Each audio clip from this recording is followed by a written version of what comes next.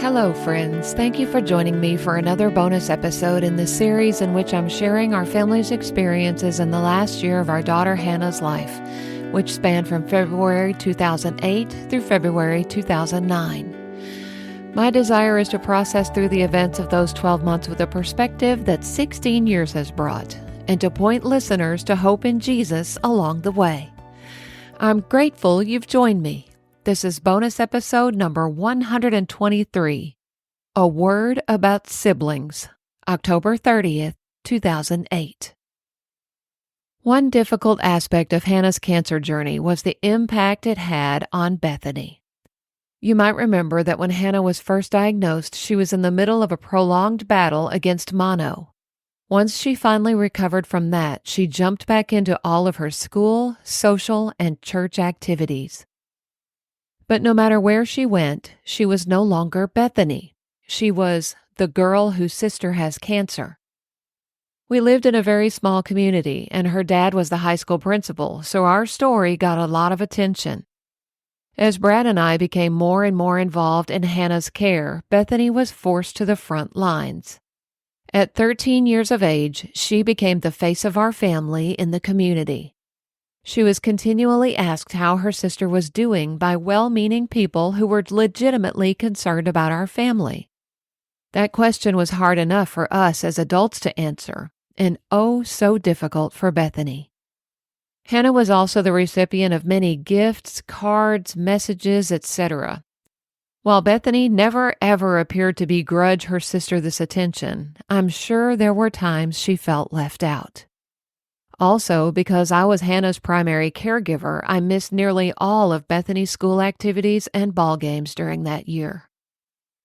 There were a number of wonderful people who took a special interest in Bethany, and I am eternally grateful for them. They made sure she felt loved and safe and gave her attention when we were unable to. These kindnesses continued after Hannah went to heaven. We were blessed by the many people who loved her so well.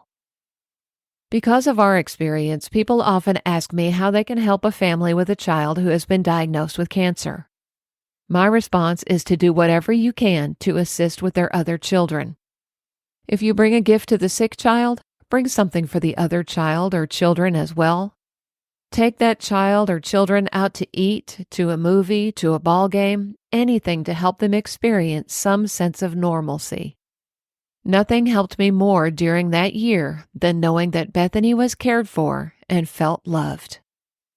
Here's my email from 16 years ago today. We were able to go to our local doctor's office today in Hot Springs for Hannah's blood work, and though her platelets are still low, she will not require an infusion since she's done with radiation. Her white count has also actually risen a little bit, and although it's still low enough that she has to be isolated, it's good to see improvement in that area. That means that tomorrow we will not have to make a trip to Little Rock, or any other doctor's office for that matter. It will be wonderful for Hannah to have a full day at home to rest. Actually, 3 days counting the weekend. What a blessing.